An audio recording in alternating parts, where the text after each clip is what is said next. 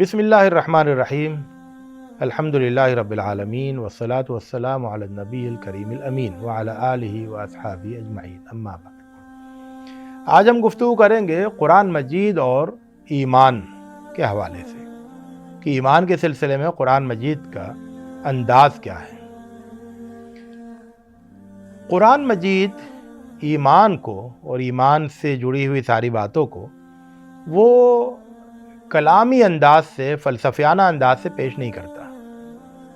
اور اسی لیے جو ہمیں علم کلام کی کتابوں میں جو بحثیں ملتی ہیں، قرآن مجید میں وہ ساری باتیں ہمیں نہیں ملتی ہیں۔ کیوں؟ اس لیے کہ ان کا کوئی قرآن مجید کا جو مشن ہے اس میں ان کا کوئی ریلیونس نہیں بنتا ہے۔ تو جو فلسفیانہ بحثیں ہیں، کلامی بحثیں ہیں، آپ کو قرآن مجید میں ان کا سراغ نہیں ملے گا۔ بلکہ قرآن مجید جب ایمان پر گفتگو کرتا ہے، ایمان کے موضوع کو پیش کرتا ہے، تو قرآن مجید کا اپنا مخصوص اور منفرد انداز ہوتا ہے۔ اور اسی لیے جب ہم ایمان کے سلسلے میں ہمیں واقفیت حاصل کرنا چاہیں ہم، تو اس کے لیے جو اس کا سرچشمہ ہے وہ قرآن مجید ہے۔ تو ایمان کی روشنی ہمیں قرآن مجید سے حاصل کرنا ہے، ایمان کے سلسلے میں آگاہی اور واقفیت وہ ہمیں قرآن مجید سے حاصل کرنا ہے۔ ہم یہ دیکھیں کہ قرآن مجید ایمان کو کس طرح سے پیش کرتا ہے۔ تو قرآن مجید ایمان کو اس طرح سے پیش کرتا ہے کہ عقل کو اس پر اطمینان حاصل ہو جائے۔ یہ ایک پہلو ہے، میں کئی پہلوؤں سے اس موضوع پر گفتگو کروں گا۔ تو ایک پہلو یہ ہے کہ عقل کو اطمینان حاصل ہو جائے، وہ بے چین نہیں رہے، پریشان نہیں رہے، شکوک و شبہات میں مبتلا نہیں رہے، بلکہ اسے مکمل طور پر اطمینان حاصل ہو جائے۔ تو ایمان جو ہے وہ اطمینان والا ایمان ہو، وہ جبری ایمان نہیں ہو، وہ محض سر جھکا دینے والا ایمان نہیں ہو، بلکہ سر میں سما جانے والا ایمان ہو۔ اس کے لیے قرآن مجید میں دلائل کا انتظام کیا گیا ہے۔ تو قرآن مجید میں استدلال جو ہے، دلائل، اور وہ بہت کثرت کے ساتھ دلائل پیش کیے گئے ہیں۔ ایمان کے ہر پہلو کے حوالے سے قرآن مجید نے بہت ٹھوس، بہت محکم اور عقل کو مطمئن کر دینے والے دلائل پیش کیے۔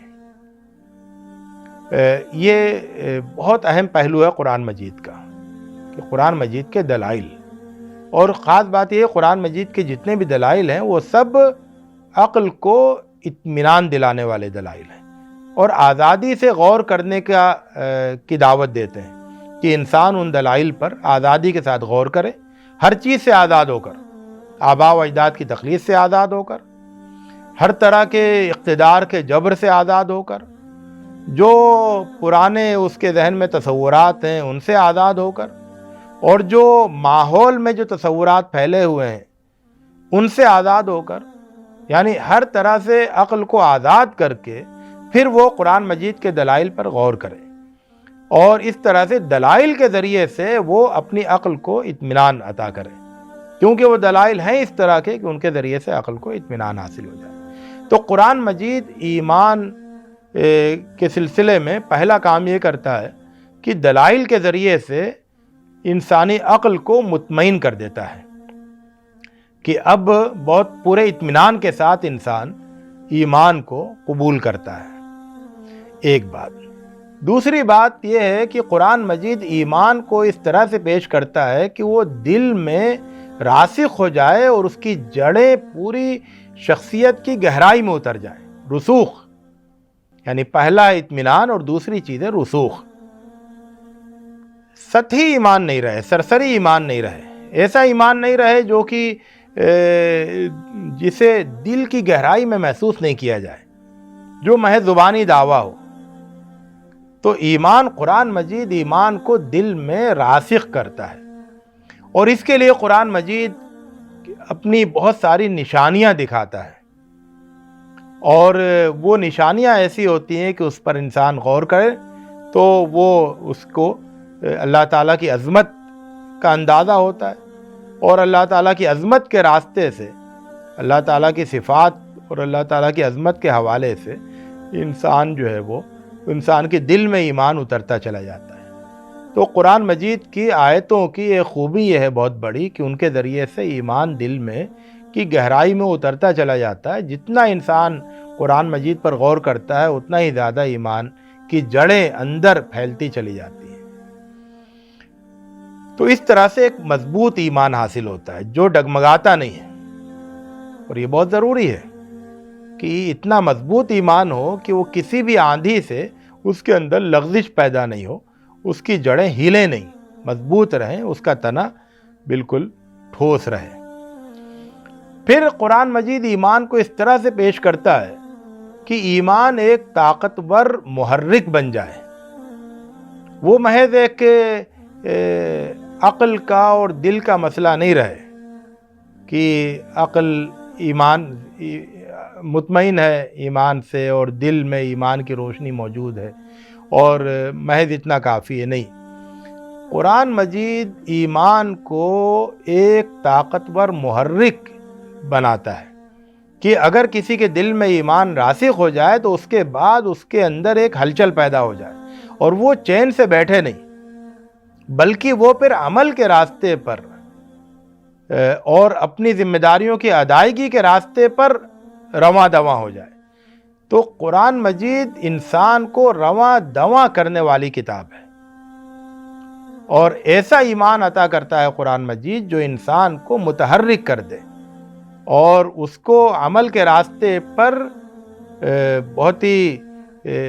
تیزی کے ساتھ، بہت ہی سنجیدگی کے ساتھ، قوت کے ساتھ اس کو آگے بڑھائے۔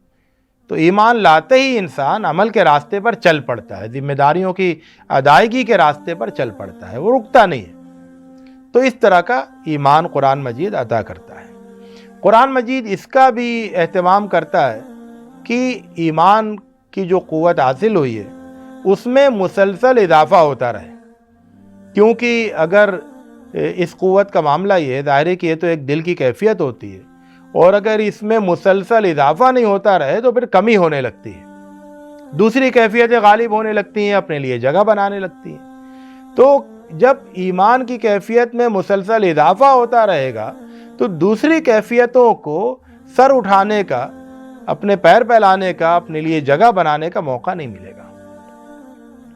تو ایک کام قرآن مجید یہ کرتا ہے اپنی آیتوں کے ذریعے سے کہ وہ ایمان کی کیفیت میں، اس کی قوت میں مسلسل اضافہ کرتا رہتا ہے، جس کی وجہ سے دوسری کیفیتیں سر نہیں اٹھا پاتی ہیں اور صرف ایمان کی کیفیت وہی انسان کی شخصیت پر غالب رہتی ہے۔ ایک اور کام قرآن مجید یہ کرتا ہے ایمان کے حوالے سے کہ ایمان کے اندر کوئی آمیزش نہیں آ جائے، کوئی آلائش نہیں داخل ہو جائے، اس سے ایمان کو محفوظ رکھتا ہے۔ کیونکہ ظاہر ہے کہ انسان ہمیشہ اس بات کا اندیشہ رہتا ہے کہ وہ شبہات کے حوالے سے یا شہوات کے حوالے سے اس کے اندر کچھ آلائشیں داخل ہو جائیں، اور یہ آلائشیں داخل ہو کر ایمان کی کیفیت کو متاثر کرتی ہیں۔ تو ایمان کی حفاظت کرنا یہ بہت ضروری ہے کہ کسی بھی قسم کا کوئی اجنبی عنصر وہ آ کر ایمان کے اندر داخل نہیں ہو جائے، ایمان کے اندر شامل نہیں ہو جائے۔ تو اس کی حفاظت قرآن مجید کرتا ہے۔ تو جو وہ سارے تصورات جو ایمان کے منافی ہیں اور ایمان کی کیفیت کو کمزور کرنے والے ہیں، ایمان کو آلودہ کرنے والے ہیں، تو ان سب سے قرآن مجید کی آیتیں بچاتی ہیں۔ تو قرآن مجید کی آیتوں کے اس طور سے پڑھا جائے، دیکھا جائے کہ وہ کس طرح سے ایمان کو آلائشوں سے محفوظ کرتا ہے۔ اور پھر آخری بات یہ ہے کہ ایمان اس طرح کا ہو کہ وہ انسان کو بلندی کے راستے دکھائے، ترقی کے راستے دکھائے اور ارتقاء کی سیڑھی بن جائے۔ تو قرآن مجید میں اس کا بھی انتظام کیا گیا ہے کہ ایمان وہ انسان کو ایک جگہ ٹھہرنے نہیں دے، بلکہ اس کی شخصیت میں پھر مسلسل ترقی ہوتی چلی جائے، مسلسل اضافہ ہوتا چلا جائے۔ یہ قرآن مجید میں ایمان کے سلسلے میں یہ انتظام کیا گیا کہ وہ ایمان جو ہے وہ انسان کو لے کر بلندی کی طرف چلا جائے اور مسلسل بلندیوں کا سفر کراتا رہے۔ تو قرآن مجید میں ایمان کے یہ بہت بنیادی پہلو ہیں جو میرے ذہن میں آئے قرآن مجید کا مطالعہ کرتے ہوئے۔ تو اس طرح سے ہم دیکھتے ہیں کہ وہ فلسفیانہ بحثیں جن میں لوگ عقائد کے نام سے پڑے رہتے ہیں، ایک دوسرے پر کفر کے فتوے لگاتے ہیں، ایک دوسرے کو گمراہ قرار دیتے ہیں اور بحثوں میں الجھے رہتے ہیں، قرآن مجید میں وہ سب باتیں ہم کو نظر نہیں آتی۔ ان سب باتوں سے قرآن مجید بچا لیتا ہے، لا یعنی فضول بحثوں سے، اور قرآن مجید میں ایمان جو ہے وہ بالکل ایک ڈائنامک قسم کا اور ایک بہت طاقتور محرک کے طور پر قرآن مجید میں ایمان نظر آتا ہے۔ تو قرآن مجید سے اگر آپ ایمان کی روشنی حاصل کریں گے، ایمان کے تصور کو اخذ کریں گے اور اپنے ایمان کو قرآن مجید کے حوالے کر دیں گے کہ قرآن مجید آپ کے ایمان کی پرورش کرے، یا یہ کہ آپ اپنے ایمان کی پرورش قرآن مجید کے سائے میں اور قرآن مجید کی روشنی میں کریں گے، تو پھر آپ ایمان کی حقیقی لذت سے ہمکنار ہو سکیں گے۔ اللہ رب العزت سے دعا ہے کہ وہ ہمیں ایمان کی حقیقی لذت سے آشنا ہونے کی